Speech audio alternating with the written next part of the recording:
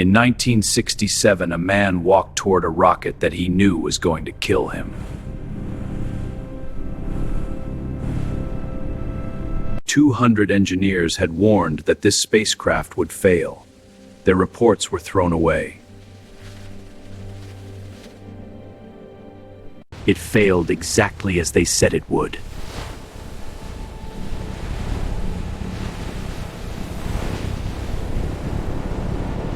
And then 4 years later, it happened again with 3 more people.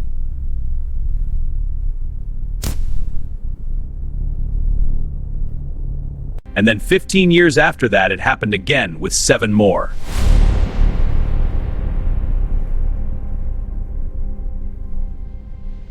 This is the story of why space travel's deadliest enemy was never the vacuum of space. It was the people sitting comfortably on the ground. In 1967, a man walked to his rocket knowing he would never come back. He did not walk because he was brave. He walked because if he didn't, his best friend would die instead.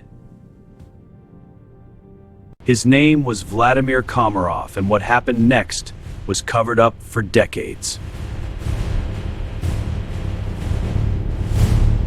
This is the story of the men who were sent to space in spacecraft that everyone knew were going to kill them.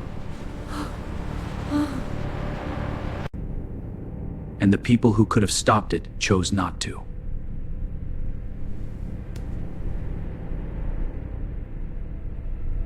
By the end of this video, you will understand exactly how political pressure kills people even in the vacuum of space. It is 1967. The United States and the Soviet Union are in a race that has nothing to do with science. It is a race about who is more powerful, who is more advanced, who will dominate the future.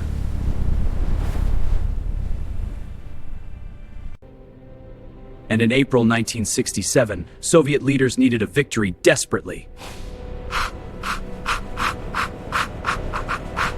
The Soyuz 1 spacecraft had been tested, and engineers had found over 200 problems. The parachute system was faulty, the heat shield had bonding problems, the attitude controls were unstable. Engineer after engineer submitted report after report, warning that this spacecraft would kill whoever flew it. But the mission was scheduled to coincide with Lenin's birthday and the May Day parade.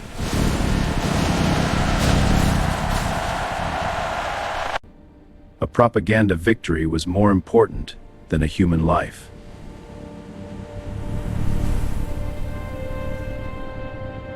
Komarov knew all of this. His friend Yuri Gagarin, the first human in space, begged mission planners to delay. The mission proceeds as planned. No! But Komarov made a decision that only the bravest and most heartbreaking kind of person makes.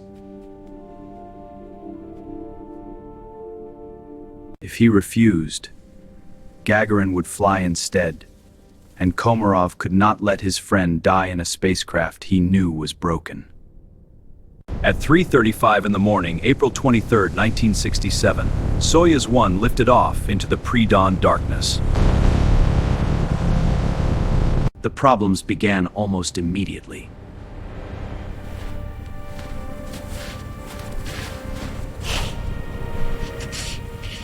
One solar panel failed to deploy, cutting power in half, batteries draining, controls becoming unreliable. The spacecraft began tumbling uncontrollably through space.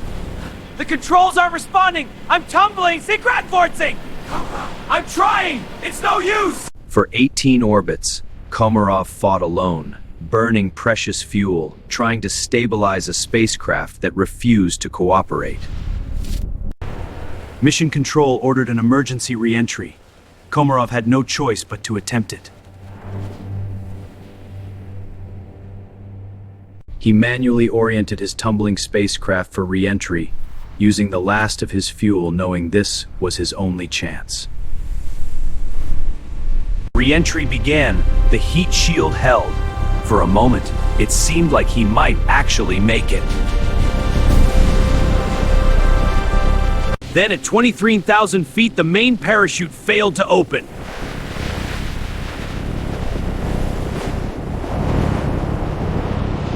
The same flaw that engineers had identified and reported months before the flight.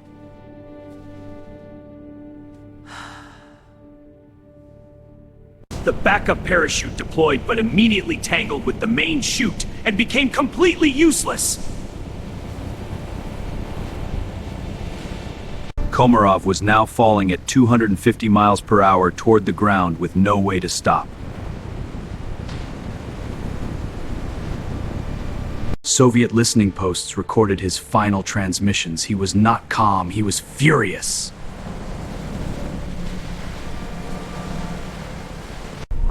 He cursed the engineers, the officials, the people who had forced him to fly in a spacecraft he knew would kill him. At 7:24 in the morning, Soyuz 1 struck the ground near Orenburg.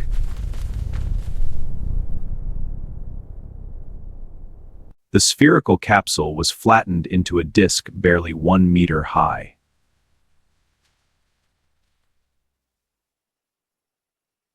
Vladimir Komarov was 40 years old. He left behind a wife and 2 children. His death forced an 18-month halt to Soviet space flights and a complete redesign of the Soyuz spacecraft. 4 years later, June 1971, 3 cosmonauts boarded a spacecraft for what appeared to be a perfect mission. Dobrovolsky, Volkov, and Patsiev would become the first humans to live aboard a space station.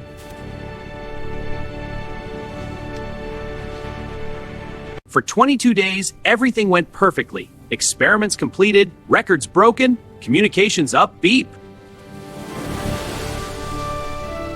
On June 29th, their mission complete. They sealed the hatches and prepared to come home.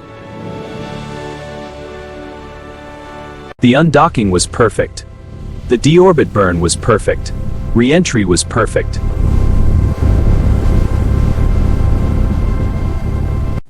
The parachutes deployed perfectly.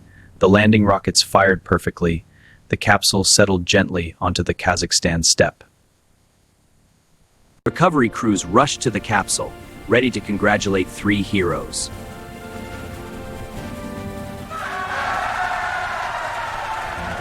When they opened the hatch, all 3 cosmonauts were still strapped in their seats, motionless and blue-faced.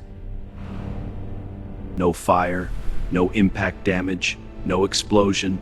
They had survived everything, and then died anyway.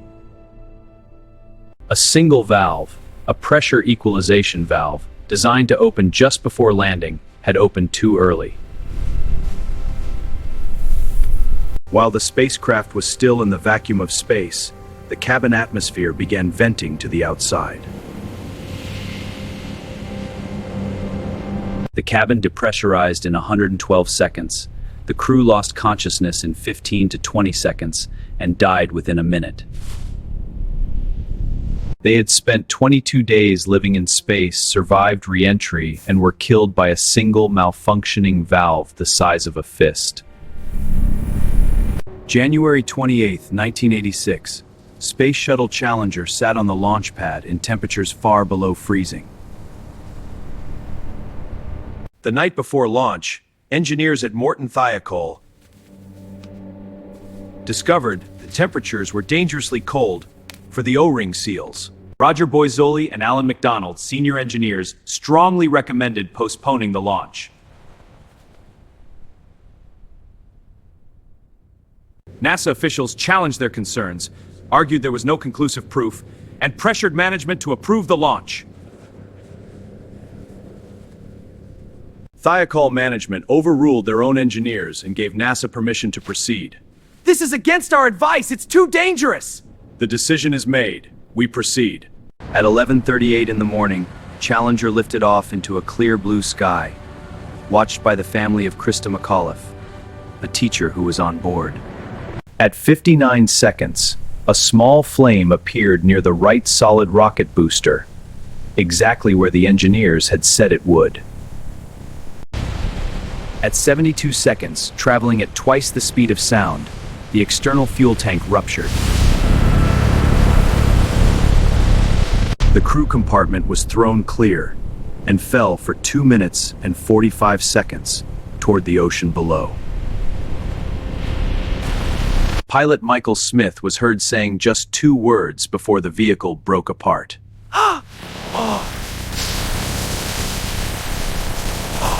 7 people died because a rubber O-ring the size of a bicycle tire was too cold to do its job.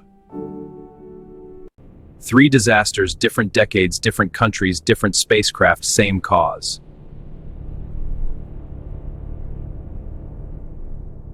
People in power ignored the warnings of people who knew. People in power ignored the warnings of people who knew. People in power ignored the warnings of people who knew.